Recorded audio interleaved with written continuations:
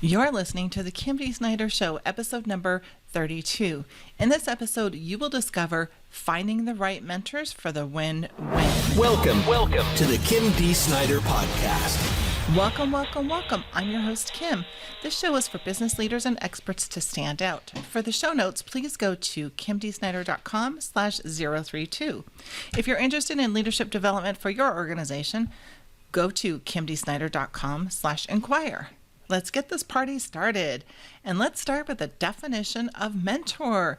Mentor is an experienced and trusted advisor. They are typically in your organization or you have worked with them in the past, so they're familiar with the types of environments that you work in the industry. The benefits of having a mentor. So I'm going to share thoughts with the mentee relationship with the mentor, but it also goes both ways. So when you find a mentor, they are able to help guide you and see some of the areas that you may be able to do better in and improve. And they might also see some areas that you didn't even realize that you wanted help in. But whatever the case is, make sure you're really clear why you want the mentor. I would actually write it down, and because one, it helps with the specificity, but two, it'll help you gain clarity and articulate what you're looking for, because you are going to go search out a mentor. Now, your company might have a formal or informal mentoring program, and that's fine. This will help. If they don't, or you choose not to go that route and you want somebody outside the organization, these are the tools that you will use. So find somebody that you like. I remember when I had my first mentor, I looked within the organization and I looked at the styles and how they operated and how they acted. And I found somebody that I liked and I approached them. And so whatever it is that you're looking for in that behavior or those skills, search them out and ask them. They will be flattered. They won't always say yes. And so you might have to go to another one, or you may make a case, or you might have to do a trial run with them. You never know. But this can be a very informal or formal situation, however you choose to act. Also, you can do it for a set period of time. You can do it for whenever you're available. It's a really good opportunity for you to connect with somebody and figure out what they're looking for as well. There are three types of mentoring. The first one is the more traditional one-on-one, one mentor, one mentee.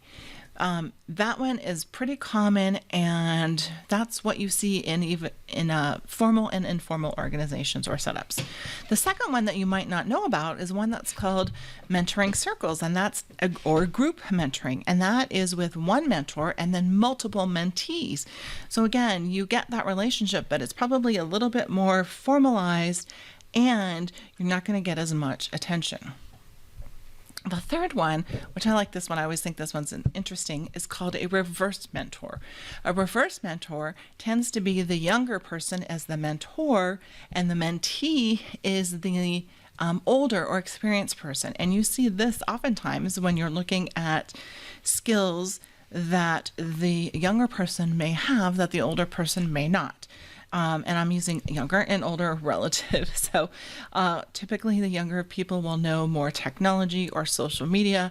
They also have a really fresh perspective. And so if they have more experience in that particular industry or with that role, then they can also mentor somebody that is quote unquote older or maybe less experienced in that role. So I like that opportunity for that reverse mentor. So look within your organization and see if you have cases for these for you individually or for your team.